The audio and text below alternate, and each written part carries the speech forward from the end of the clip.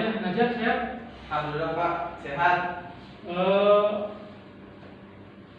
Sebelum kita mulai belajar, silakan berdoa dulu.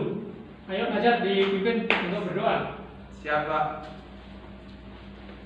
Baik teman-teman, untuk mulai pelajaran pada pagi hari ini, mari kita sama-sama berdoa dalam hati menurut keyakinan kita sendiri. Berdoa mulai. Selesai. Siapa yang hari ini yang tidak masuk? Ahmad Afandi Pak, tidak masuk karena ibunya sakit. Oh, Afandi tidak masuk ya? Ya. Ya, kita doakan semoga Afandi lekas sembuh lah. Oke, sekarang kita mau belajar tentang ketenagakerjaan. Pak. Kalau diperhatikan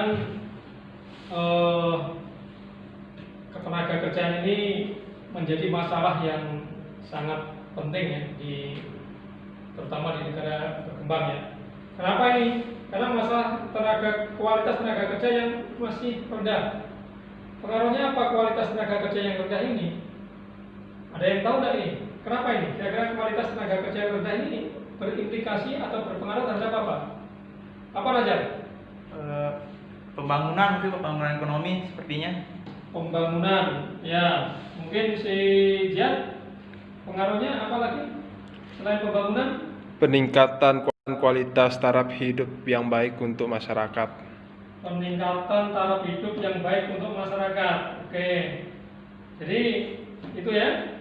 Selain tadi yang seperti yang disampaikan Najar, juga yang disampaikan Jan, kualitas tenaga kerja ini berpengaruh terhadap pembangunan ya, juga kualitas ya. Selain itu ada juga kualitas tenaga kerja ini berpengaruh terhadap pengangguran. Ya. Di pokok bahasan sekarang ini kita akan mengkupas ya atau mempelajari masalah ketenagakerjaan. Di sini akan Bapak Guru bagi dua kelompok. Kelompoknya Nazar ya tentang pengangguran. Siapa? Dan Jian tentang kualitas tenaga kerja yang rendah. Siap Pak. Ya. Silakan dua kelompok itu nanti bisa menyampaikan ya hasil dari kelompoknya ya. Oleh karena itu ini bisa dilihat videonya ya. Silakan.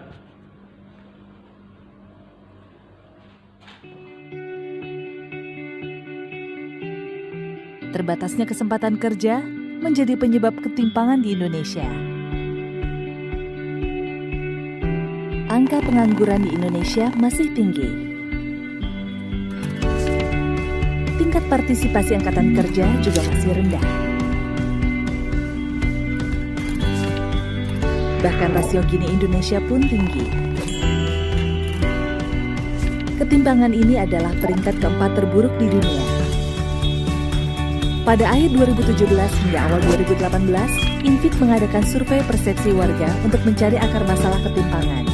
Survei barometer Infit menunjukkan minimnya kesempatan kerja merupakan salah satu penyebab terjadinya ketimpangan ekonomi. Selain itu, Infit dan Perkumpulan Prakarsa juga mengadakan penelitian tentang kerja layak pada tahun 2017. Penelitian ini dilaksanakan di 5 daerah, melibatkan 787 responden, menggunakan mixed method. Penelitian menemukan bahwa keterampilan yang tinggi mampu memperkuat nilai tawar pekerja pada bursa ketenagakerjaan.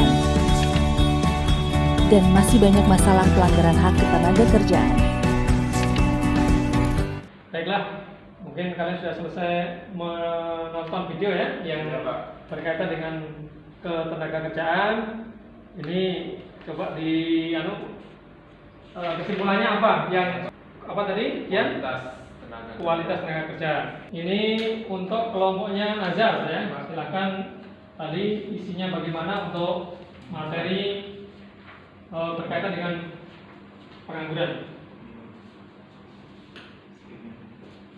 Silakan untuk masing-masing kelompok untuk berdiskusi dengan temannya masing-masing ya. Ya Pak. Oke Pak, Ya. siap. Ya, bagaimana kelompoknya Nazar sudah selesai? Alhamdulillah sudah Pak, sudah selesai. Kalau sudah bisa Nazar untuk menyampaikan ya atau menyimpulkan dari tema tentang apa tadi? Pengangguran. Pengangguran. Iya, silakan Nazar.